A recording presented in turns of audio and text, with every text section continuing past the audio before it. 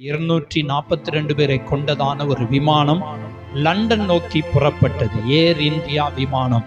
அது புறப்பட்டதான சில நொடிகளிலே, சில நிமிஷம் என்று கூட சொல்ல முடியாது, சில நொடிகளிலே அது டேக் ஆஃப் ஆகிக்கொண்டே இருக்கிறது. அந்த வீடியோவை பார்க்கிற போது மேலே போய்கொண்டே இருக்கிறது. போன வேகத்திலே மறுபடியும் அது மேலாக்க எழும்பாமல் கீழாக்க எழும்பி டாக்டருக்காக படிக்கக்கூடிய பிள்ளைகள் இருந்த அந்த கட்டிடத்தின் மேலே என்ன செய்தது? மோதினதிலே அதிலேயும் அநேகர் என்ன செஞ்சிருப்பார்கள்? மறைத்திருப்பார்கள். இந்த சம்பவத்தை பார்க்கிற போது எனக்கு ஒரு சில வேத வசனங்கள் ஞாபகத்துக்கு வந்தது.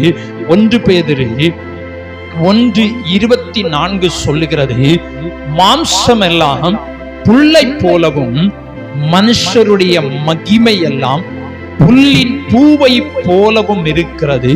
புல் உலர்ந்தது, அதன் பூவும் உதிர்ந்தது என்று சொல். மாம்சம் எல்லாம் எப்படி இருக்கிறதாம்? புல்லை போல் இருக்கிறது.